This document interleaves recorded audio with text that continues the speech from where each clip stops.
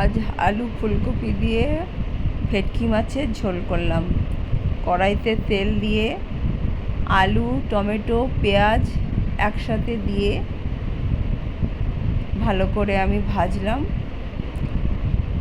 কিছুক্ষণ পরে ফুলকপিগুলো দিয়ে দিলাম। এই সময় একটু লবণ, হলুদও দিয়ে দেব।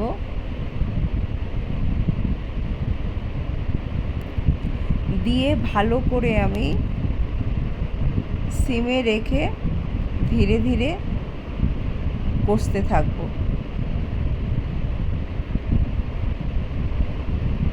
কাঁচা লঙ্কাও দিয়ে দিলাম 4টে, যে যেমন ঝাল খাবে তেমন দেবে। ঢেকে ঢেকে আমি কষবো।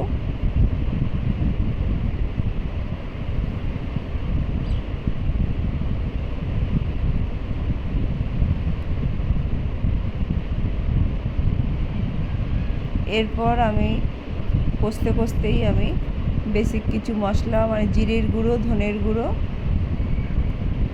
দিয়ে দিলাম, আর 1 চামচ আদা বাটা দিয়ে একটু জল দিলাম যাতে তলায় লেগে না যায়।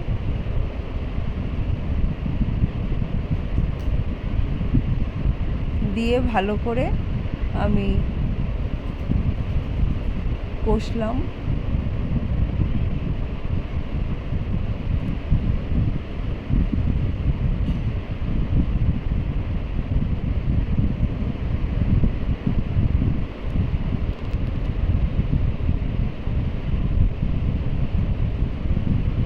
তারপরে জল দিয়ে দিলাম,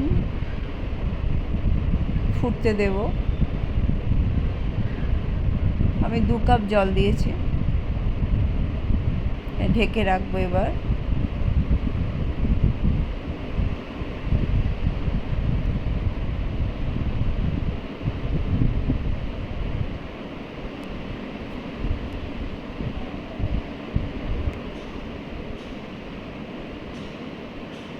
অন্যদিকে মাছগুলো ভেজে নিয়েছি লবণ হলুদ মাখিয়ে।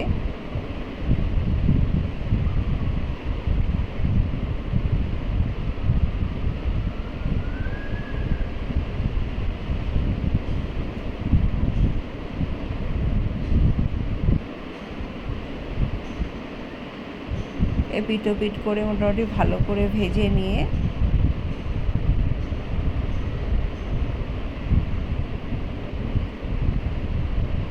এবার এই মাছগুলো আমি ঝোলের মধ্যে ঢেলে দিয়েছি।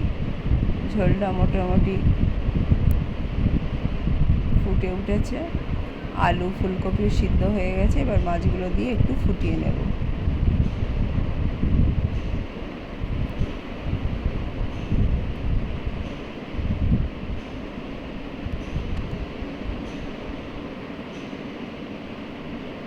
আর সবশেষে একটু ধনেপাতা দিয়ে দিলাম।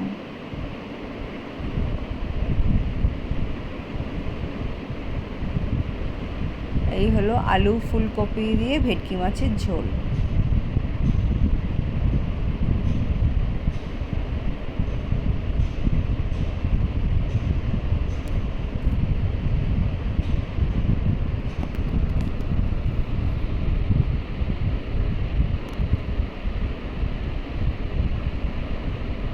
ঝোলটা হয়ে গেছে।